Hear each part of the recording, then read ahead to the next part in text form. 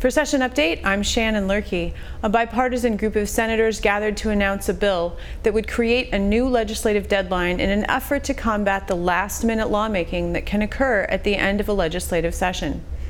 The Purple Caucus, a collection of both Republicans and Democrats, supports a fourth deadline that would require conference committee reports to be released a week before the end of session, thereby allowing members time to read the bills before having to vote on them.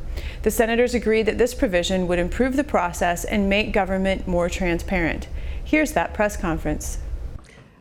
Well, good morning. Thank you so much for coming today. As you know, we are in we have less than 4 weeks of session left before us. And because of that shortened timeline, combined with the lack of progress that we have seen on the 2 conference committee reports that are actually held over from last year for taxes and transportation, over $800 million set on the side left from last year, yet we have seen very few, in fact, I think only 1 conference committee meeting so far. With that, it is imperative that we change how we do things here at the Capitol. You'll recall last year that there was great concern about these massive bills that were pumped out just minutes before adjournment. Hard for legislators to read them and nearly impossible for the public to weigh in. And yet with the events that we're seeing now, I fear that we're headed toward a similar fate this year. It does not have to be that way. We must change our process here at the Capitol to be more transparent and to have better government. That's why we have introduced a bill to avoid last-minute lawmaking. It has become a bipartisan issue. It's bipartisanly practiced, and it's in both chambers. So it's critical that we avoid that last-minute lawmaking. That's why we have proposed a new conference committee deadline. As you know, we have 3 deadlines already imposed regarding the progress of bills, when they need to be out of various committees, all in the effort to make sure that the legislature's work is done in a transparent, timely, and organized manner. And yet the most important bills are those conference committee reports. And yet we have had no deadline for those. And so that's what this bill does. It requires that those conference committee reports be out 1 week prior to the adjournment of session. And you know, the urgency is amplified this year because of the shortened session and because these conference committees have really only 10 members on them. And yet, coming out with these huge conference committee reports at the end of session, 10 minutes, 5 minutes before adjournment would be very problematic. And as I said, it's been a frequent bipartisan offense in both chambers. And yet, in the past, we've tried to address this, and it hasn't happened. I know that when I was in the House, Representative Pawlowski, I think, had some efforts to try and address this. I understand that Senator Torres Ray has tried to address this. I brought this up last year at the end of May. Rep. Thiessen has talked about it again this year.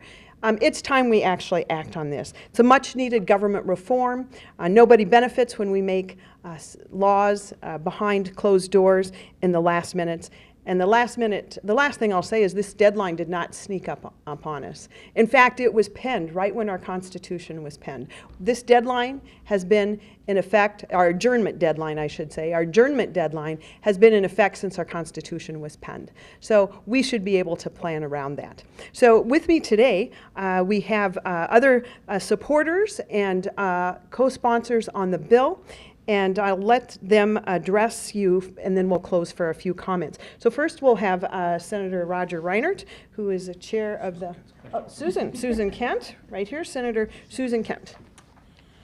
Thank you, Senator Nelson. Good morning, and thank you all for being here. I'm Susan Kent, state senator from Woodbury. I represent Woodbury, Landfall, and the southern parts of Maplewood and Oakdale. I am here as a member of the Purple Caucus to talk about this, what I think is, we all think is a very important issue. The Purple Caucus has called on legislative leaders to be transparent and inclusive as we approach the end of the 2016 session. We support posting conference committee reports for 1 week to allow members of the legislature and the public to read and process the information. Caucus members want to avoid what happened last session, when members of the legislature and the public were frustrated by the way the bills came together at the last minute. We strongly believe that all Minnesotans should have the opportunity to thoroughly review final bills before members of the legislature vote on them.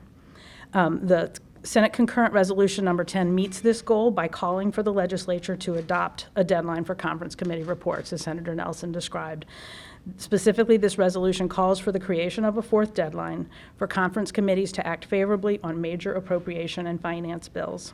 We all know transparency leads to trust, and we want the people of Minnesota to have full faith and trust in their elected leaders. The Purple Caucus is focused on getting the results for the people of Minnesota and building an economy that works for everyone. I know in my own case, I've heard that loud and clear from my community, and I think this is an important step in that right direction. Thank you. Good morning, everyone. I'm Roger Reinert, SD7 Duluth, co-chair of the Purple Caucus. And Senator Kent referred to, and Senator Nelson did as well in her comments, this idea came to the table this session, and it has been at the table previously, as a part of the Purple Caucus.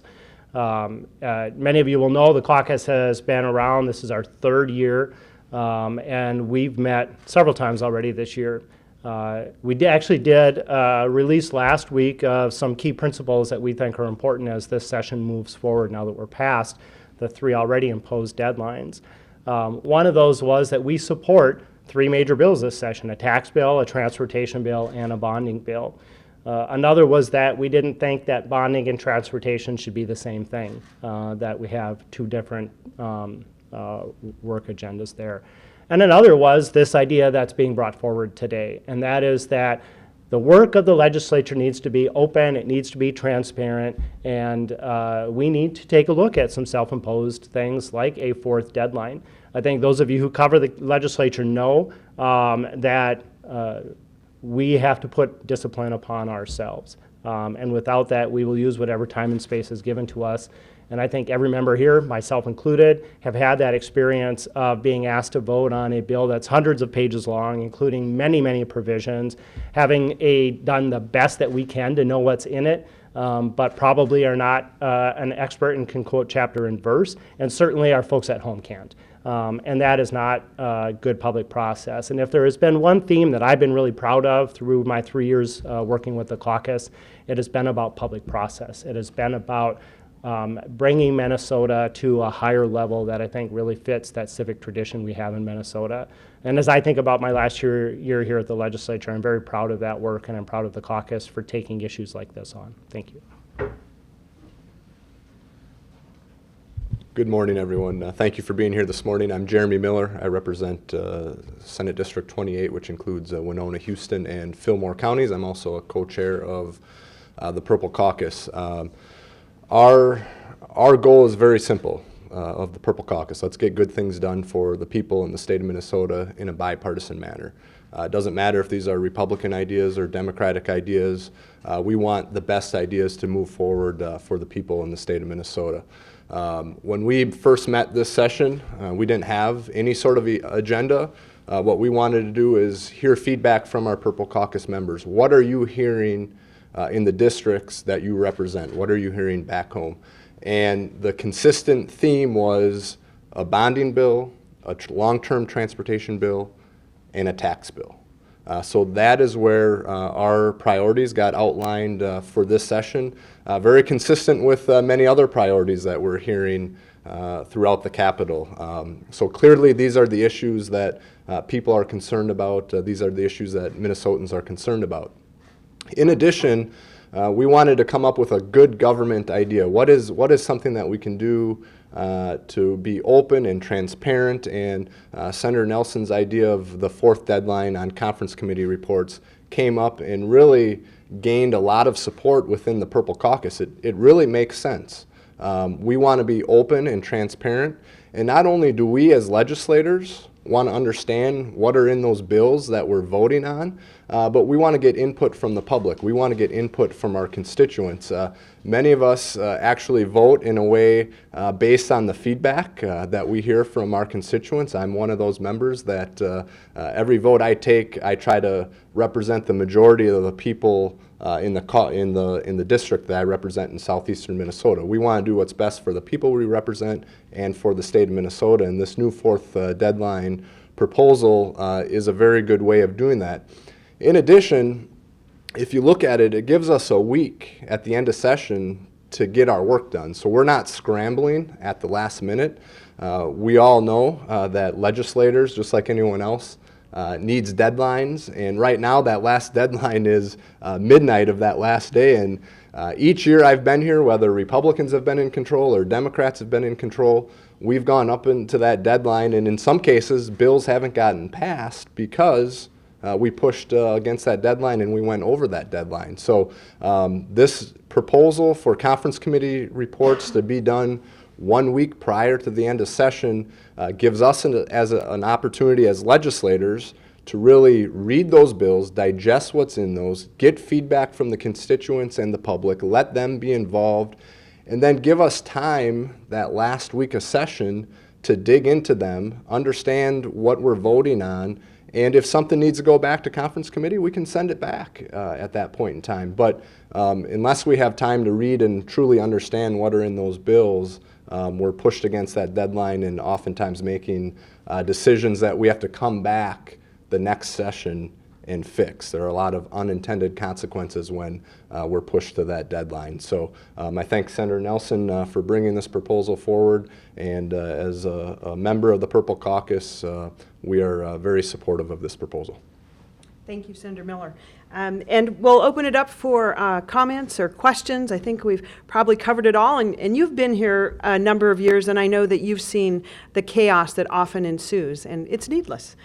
So any questions? Senator Miller kind of touched on it, but what's the mechanism for adjusting things if you find out that there is something wrong or just isn't going to work at the end of session? Does it take a supermajority then to kind of reopen the conference committee within a week? Well, I would say that if there is an issue, we are certainly better off having 7 days to address it than 1 minute to midnight or 1 minute after midnight. So this doesn't really address that. This actually is preemptive, and it's to get that hard-forged compromise. I mean, really, that's what happens with these conference committees. The reason we haven't seen anything yet probably is because they haven't worked to get that compromise yet. But it is much better if we get that compromise out of conference committees a week before our deadline.